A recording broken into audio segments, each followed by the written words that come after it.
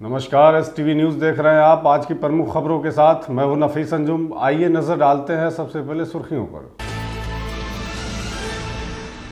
वर्तमान मोतिहारी लोकसभा सांसद के जीवनी पर डॉक्यूमेंट्री फिल्म हुआ लॉन्च। किसान एवं कृषक सम्मान समारोह का भी किया गया आयोजन। मोतिहारी पहुंचे डिप्टी सीएम सम्राट चौधरी ने राष्ट्रीय जनता दल के धरना पर जमकर बोला हमला। कहा, लालू परिवार अपने ही परिवार के विकास को विकास समझती है। जातिगत जनगणना को लेकर दिया बड़ा बयान। अनुमंडल पदाधिकारी रक्सौल द्वारा आदापुर जन वितरण प्रणाली विक्रेता का किया गया औचक निरीक्षण। 100% EKYC कराने का दिया आम दिशा निर्देश। राष्ट्रीय जनता दल पूर्वी चंपारण के द्वारा एक दिवसीय धरना का किया गया आयोजन। 65% आरक्षण दायरे को 9वीं अनुसूची में शामिल करने को उठाई मांग। आगामी 6 सितंबर को हरि तालिका व्रत, तीज और गणेश चतुर्थी शास्त्र सम्मत महिलाएं सदा सुहागिन रहने के लिए रखती हैं इस दिन निर्जला उपवास। मझौलिया प्रखंड शिक्षक पदाधिकारी ने संयुक्त रूप से फीता काटकर किया जन सेवा अस्पताल का उद्घाटन। इस मौके पर निःशुल्क स्वास्थ्य शिविर में 200 लोगों ने कराई जांच। मोतिहारी शहर के नक्शेट टोला स्थित NR इंटरप्राइजेज होम अप्लायंसेज की दुकान का हुआ भव्य उद्घाटन। शहर के जाने माने चिकित्सक डॉक्टर उमेश अख्तर ने फीता काटकर की इसकी शुरुआत। पूर्व लोकसभा प्रत्याशी राणा रंजीत सिंह द्वारा सीतामढ़ी में AIM पार्टी की सदस्यता अभियान चलाया गया। नए सदस्यों ने काफी उत्साहित तरीके से पार्टी को मजबूत करने की हर मुमकिन कोशिश करने की बात कही।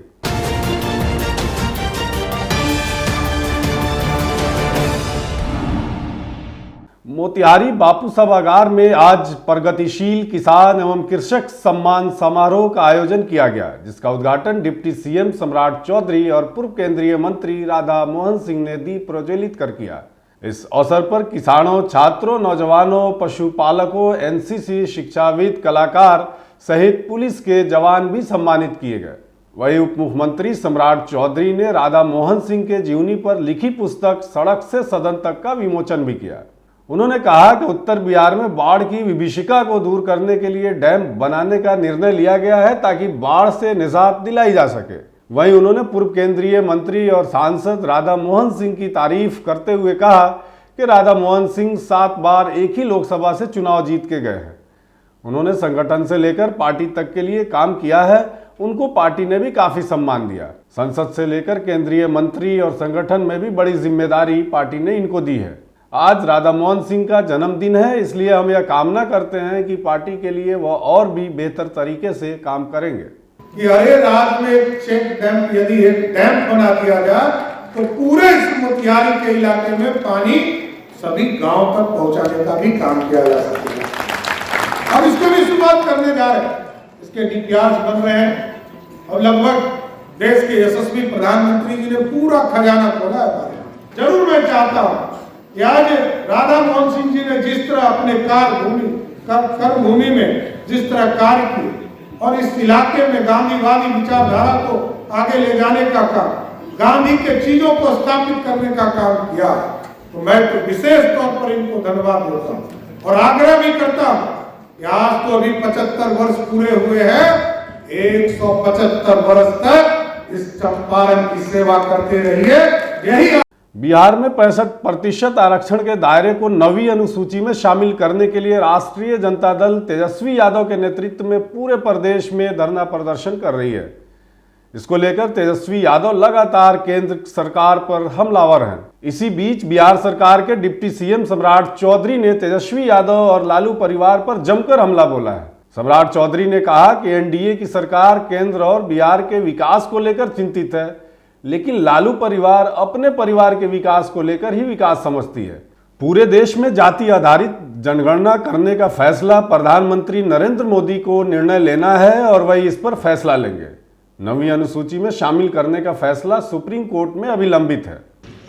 सुप्रीम कोर्ट में बिहार सरकार अपील कर चुकी है और जहां तक जातीय जनगणना का मामला है, ये देश के प्रधानमंत्री जी इस पर जरूर विचार करेंगे, इसमें कहाँ दो मत है। साथ ही साथ बिहार की सरकार ने नीतीश कुमार जी के नेतृत्व में इस काम को पूरा कर लिया है।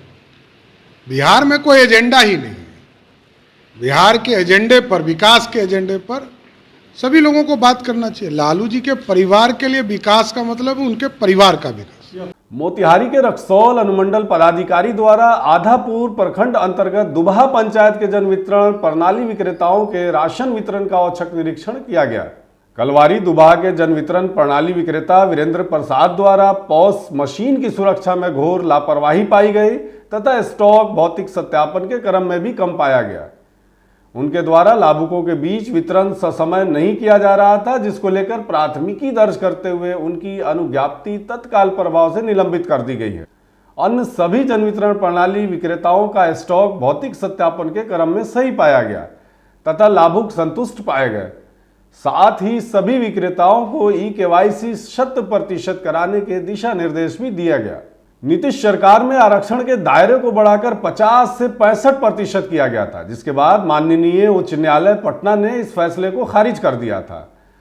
अब इसे 9वीं अनुसूची में शामिल करने को लेकर राष्ट्रीय जनता दल के द्वारा आज पूरे बिहार में धरना प्रदर्शन का आयोजन किया गया है। इसी कड़ी में जिला मुख्यालय में शहर के कचहरी चौक पर भी धरना का आयोजन किया गया, जिसमें राजद के तमाम नेता, कार्यकर्ता और पार्टी के पदाधिकारी मौजूद थे। सभी ने केंद्र सरकार से जल्द 65% आरक्षण के दायरे को 9वीं अनुसूची में शामिल करने की मांग उठाई है। वहीं पूर्व मंत्री डॉक्टर शमीम अहमद ने धरने को लेकर कहा कि केंद्र सरकार को यह निर्णय लेना है। राजद के जिला अध्यक्ष मनोज यादव ने कहा कि तेजस्वी यादव के सरकार में रहते बिहार में 65% आरक्षण का दायरा किया गया था, लेकिन केंद्र सरकार को अब यह फैसला लेना है कि जल्द से जल्द इस फैसले को 9वीं अनुसूची में शामिल कर दे, वरना चरणबद्ध आंदोलन किया जाएगा। बिहार में राष्ट्रीय जनता दल का धरना हम लोग का पूरे जिला मुख्यालय पर हो रहा है। पूरे जिले के सभी साथी, सभी नेतागण, इतना मौसम खराब है तब भी लोग आए हैं। और गरीबों के जो महानायक हैं लालू प्रसाद यादव जी, उनका आह्वान है, तेजस्वी जी का आह्वान है कि भाजपा और जदयू का लोग जो बहुरुपया वाला काम कर रहे हैं, दुमुहा सांप का बोल रहा है कुछ और कर रहा है लोग कुछ, उसका पर्दाफाश करना है कि आपको पूरे देश में जातीय जनगणना कराना होगा। आपके चाहने और नहीं चाहने से नहीं होगा। राष्ट्रीय जनता दल के तरफ से हमारे नेता माननीय श्री लालू प्रसाद यादव जी और युवाओं के आइकॉन माननीय तेजस्वी प्रसाद यादव जी के आह्वान पर और जगदम्बा बाबू के आह्वान पर आज 1 दिवसीय धरना पूरे बिहार में चल रहा है। ये धरना हम लोग जब सरकार में थे तो जातीय जनगणना हुआ और जातीय जनगणना करने के बाद जो जातीय समीकरण आया उस पर आरक्षण बढ़ाया गया। हम लोगों ने, हमारे नेता माननीय तेजस्वी प्रसाद यादव जी और माननीय मुख्यमंत्री नीतीश कुमार जी ने ये आरक्षण बढ़ाया, लेकिन ये आरक्षण लागू नहीं हो पा रहा है। हमारे नीतीश चाचा के बल पे ये केंद्र सरकार चल रही है और ये एकदम गंभीर साध लिए हैं। आज 1 दिवसीय धरना हमारे गरीबों के मसीहा लालू प्रसाद यादव जी, हमारे नेता प्रतिपक्ष के तेजस्वी प्रसाद यादव जी के आह्वान पर हम लोग बैठे हैं। जो दबे कुचले, शोषित और अल्पसंख्यक लोग हैं, जिनका आरक्षण समाप्त किया जा रहा है, उसके विरोध में हम लोग बैठे हैं। और जो हमारे बिहार में जातीय जनगणना की गई है, हमारे तेजस्वी प्रसाद यादव जी की इच्छा है कि पूरे देश में ये जातीय जनगणना की जाए। धरना कार्यक्रम है, प्रदेश प्रायोजित है। जो आरक्षण का दायरा हम लोग की सरकार 17 महीने की सरकार ने बढ़ाया और उस तर्ज पर बढ़ाया कि जगदेव बाबू के शब्दों में कि जिसकी जितनी भागीदारी उसकी उतनी हिस्सेदारी के तर्ज पर 65% आरक्षण करने का काम किया गया। उस समय नीतीश जी और साथ में बीजेपी का भी समर्थन था, लेकिन समझ में नहीं आया कि आखिर यह बीजेपी दोमुहा जो सरकार है केंद्र और राज्य के अंदर, वह नहीं चाहती है कि पिछड़ा अति पिछड़ा या फिर अनुसूचित जाति के आरक्षण सुरक्षित रहे। पूरे बिहार में आदरणीय लालू जी और युवाओं को आइकन आदरणीय तेजस्वी जी के आह्वान पर पूरा देश में, पूरा बिहार में, हर जिला में धरना प्रदर्शन का आयोजन किया गया है। 65% जो हम लोगों ने पास किया था विधानसभा से और लोकसभा तक जाने का कार्य किया गया, इसमें सभी पार्टी के लोग थे। जदयू भाजपा सर्वसम्मति से यह पास किया गया, लेकिन आज भाजपा के सरकार बनते ही इस पर अंकुश लगाया जा रहा है और इस आरक्षण को कम किया जा रहा है। हरितालिका, तीज व्रत और गणेश चतुर्थी का पर्व इस बार 6 सितंबर को मनाया जाना शास्त्र सम्मत है। भाद्रपद महीने के शुक्ल पक्ष की तृतीया तिथि को सुहागिन महिलाएं हरितालिका व्रत निर्जला उपवास रहकर मनाती हैं। इस दिन भोले शंकर पार्वती जी की पूजा अर्चना की जाती है। इस पर्व को मनाने से महिलाएं सदा सुहागिन रहती हैं। आचार्य नौलेश तिवारी ने बताया कि 6 सितंबर बरोज शुक्रवार को भाद्रपद शुक्ल पक्ष को तृतीया तिथि दिन के 12:55 तक है।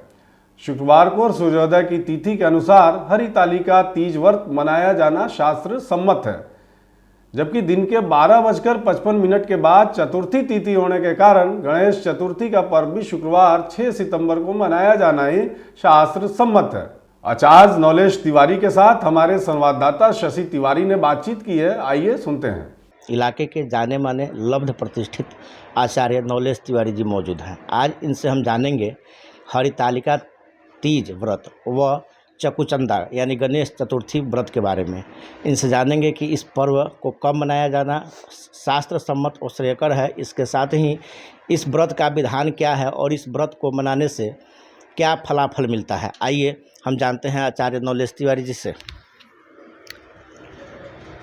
इस वर्ष भाद्रपद महीने के शुक्ल पक्ष की तृतीया तिथि को हरितालिका व्रत यानी तीज व्रत का मान है।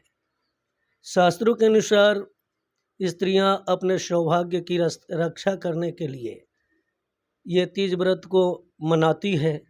पौराणिक कथा के अनुसार पार्वती ने घोर तपस्या की थी शंकर भगवान से विवाह करने के लिए, और शिव ने उनको दर्शन दिया था और वहाँ पार्वती को ये दिया था कि मैं तुझे अपने अर्धांगिनी के रूप में स्वीकार करता हूँ। और उसी दिन से पार्वती ने शिव की आराधना की थी निर्जला रह करके तपस्या करके। तो इस साल तृतीया तिथि 6 सितंबर शुक्रवार को 12:05 तक है।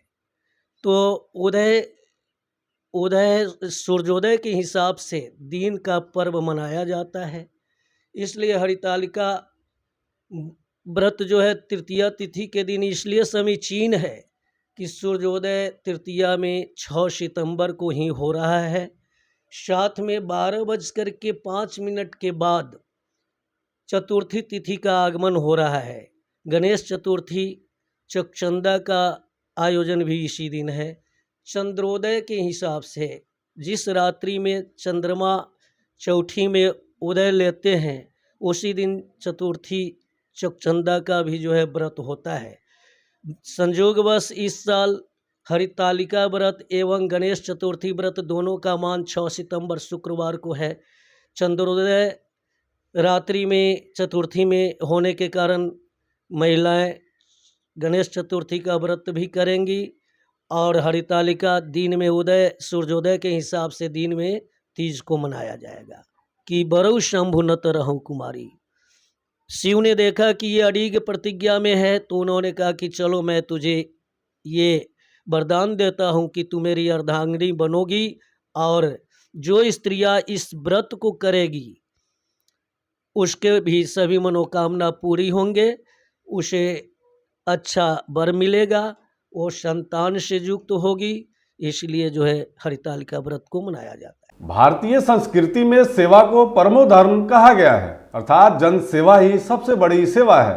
गरीब, अनाथ और बेसहारों का सहारा बनकर उनके जीवन की आवश्यकताओं की पूर्ति करना, उनका देखभाल करना ही सच्चा मानव धर्म है। इसे हर मानव को अपने जीवन में उतारने का प्रयास करना चाहिए। उक्त विचार मझौलिया पंचायत स्थित दीवान टोली में जनसेवा अस्पताल के उद्घाटन के दौरान प्रखंड शिक्षा पदाधिकारी हफीजुर रहमान ने व्यक्त की। उन्होंने कहा कि ग्रामीण क्षेत्रों में भी आधुनिक उपकरणों से युक्त अस्पताल का होना गरीबों के लिए काफ़ी फायदेमंद होगा। शिक्षा और स्वास्थ्य हमारी मूलभूत आवश्यकता है, इनका विकास होना मानव के लिए काफ़ी लाभदायक साबित होता है। जनसेवा अस्पताल के निदेशक असगर खान ने कहा कि गरीबों की सेवा करना ईश्वर सेवा के समान है।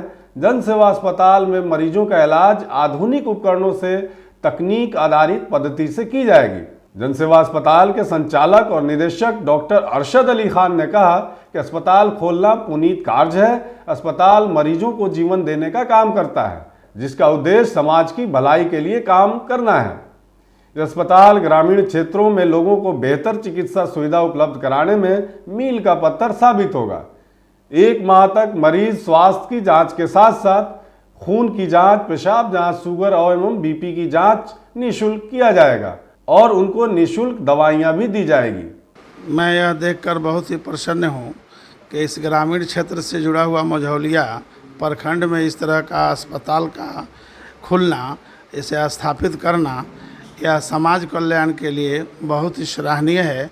जैसे कि कहा गया है कि मानव के जीवन में शिक्षा और स्वास्थ्य नितांत आवश्यक चीज़ है और यह उन गरीब मजदूरों ग्रामीण क्षेत्र के लोगों के लिए बहुत ही उत्कृष्ट, बहुत ही सराहनीय और बहुत ही अच्छा पहल है। सबसे पहले तो HTV न्यूज़ के दर्शकों को मेरा नमस्कार, जिन तक ये वीडियो पहुंच पा रही है।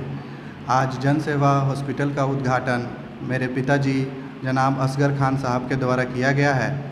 उनका एक ही मकसद था कि अपने क्षेत्र में एक ऐसा अस्पताल का उद्घाटन किया जाए जहां आस पड़ोस के लोगों को कम खर्च में इलाज मिल पाए, जो लोग बेहतर इलाज की तलाश में हैं। तो ये जो उद्घाटन हुआ है, तो आज से लेकर पूरे 1 महीने तक यहाँ एक निःशुल्क शिविर का आयोजन किया गया है, ताकि लोगों तक मुफ्त इलाज पूरे महीने हम लोग तत्पर रह कर दें। आज मझवलिया में जनसेवा हॉस्पिटल का उद्घाटन किया गया है, जिसका मकसद है गरीबों का सेवा करना। मैं डॉक्टर मिनाज करीम खान, देवानटोली रोड मझौलिया में आज जनसेवा अस्पताल का उद्घाटन हुआ है। प्रखंड वासियों के लिए एक बहुत सुनहरा ऑफर है। इसके प्रोप्राइटर असगर खान और उनके लड़के डॉक्टर अरशद अली खान, ये इन्होंने पहल किया है। एक अच्छा है प्रखंड के लिए ये पहल। आज मझौलिया देवानटोली रोड में जन सेवा अस्पताल का शुभ आरंभ किया गया। हमारे पिता असगर खान का बहुत दिनों से ख्वाहिश थी कि लोगों के इलाज मुफ्त में किया जाए, इसलिए उन्होंने बहुत सोच समझकर जन सेवा अस्पताल नाम रखा। जन सेवा का मतलब ही होता है लोगों की सेवा करना। बड़े बड़े शहरों के तर्ज पर अब मोतिहारी में भी मॉड्यूलर किचन बनाने का ट्रेंड काफी जोरों से चल पड़ा है। इसी क्रम में आज मोतिहारी शहर के नक्शेट टोला स्थित हेनरी बाजार रोड में NR enterprises modular kitchen accessories and home appliances की दुकान का भव्य उद्घाटन शहर के जाने माने चिकित्सक डॉक्टर उमेश अख्तर द्वारा किया गया। इस मौके पर दुकान के प्रोप्राइटर रुस्तम आलम ने बताया कि अब दिल्ली, मुंबई, बंगलौर जैसे शहरों की सुविधाएं हमारे शहर के लोगों के लिए उपलब्ध हैं। विशेषकर महिलाओं को कंफर्ट किचन पसंद है। इसके लिए हमारे पास मॉड्यूलर किचन के सभी सामान के साथ साथ होम अप्लायंसेस के सभी रेंज उपलब्ध रहेंगे।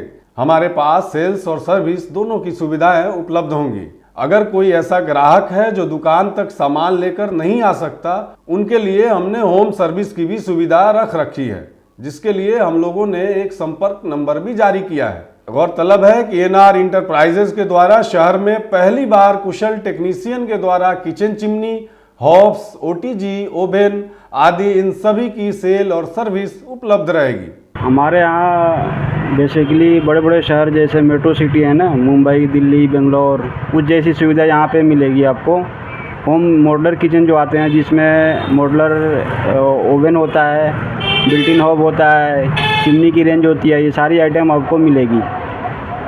खासकर महिलाओं के लिए जो कंफर्ट किचन महसूस करती हैं, उनके लिए ये फैसिलिटी मिलेगी यहाँ पे। जो कस्टमर नहीं आ सकते दुकान पे, उनको होम सर्विस भी प्रोवाइड कराया जाएगा, उनको होम सर्विस भी मिलेगी।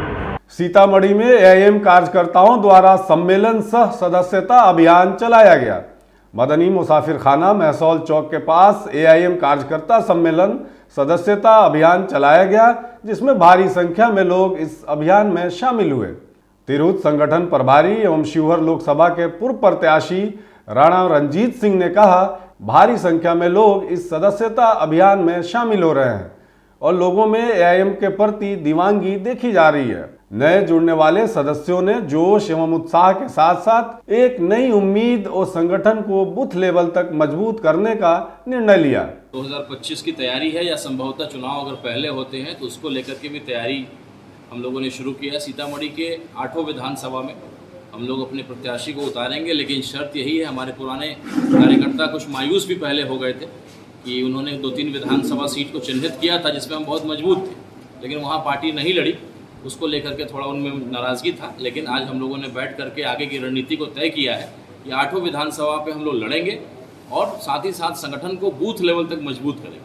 आज लगभग 17 प्रखंड के अध्यक्ष लोग यहाँ आए थे, उनकी जवाबदेही को हम लोगों ने चिन्हित किया, तय किया कि आगे कैसे पंचायत और पंचायत के बाद बूथ स्तर तक कमेटी को ले जाना। पुरी से, बेलसन से, आपको सुनबरसा से भी लोग चल के आए हैं, बरगनिया 50 किलोमीटर वहाँ से लोग चल के आए हैं। तो ओवैसी साहब के जो दीवाने हैं, न वो बिरयानी पे आ रहे हैं न पैसे पे आ रहे हैं, उनकी बात पर, उनके जो उनका तरीका है बात करने का, जो उनका सोच है उसके दीवाने हैं लोग। और हम जान रहे हैं जो 50+ लोग हैं जो आज भी आरजेडी और कांग्रेस का जो झोला ढोते आए हैं, तो उनको तो थोड़ा बदलने में टाइम लगेगा, लेकिन नए युवक जो भी है 18 साल से लेकर 50 तक, वो सब लोग ओवैसी साहब के दीवाने हैं। और हम उम्मीद करते हैं कि इंशाल्लाह अभी इस स्थिति है, पहला मीटिंग हुआ है, आने वाले वक्त में सीतामढ़ी सब में बेहतर एमआईएम को मजबूत करके अच्छा परफॉर्मेंस देंगे। प्रखंड से आया हूँ। आज मेरा बहुत ही दिल खुशी हो रही थी, मैंने हमारी पार्टी को अटेंड किया हूँ, जिसकी उम्मीद से मुझे इंशाल्लाह आगे बहुत ही अच्छी कामयाबी मिलेगी। जिस तरह से लोगों को जो उमंग है, इंशाल्लाह जितने की कामयाबी जरूर मिलेगी। जिस तरह से हम काम कर रहे हैं। आज के लिए बस इतना ही। तमाम तरह की खबरों और डिबेट्स के लिए देखते रहें STV न्यूज़।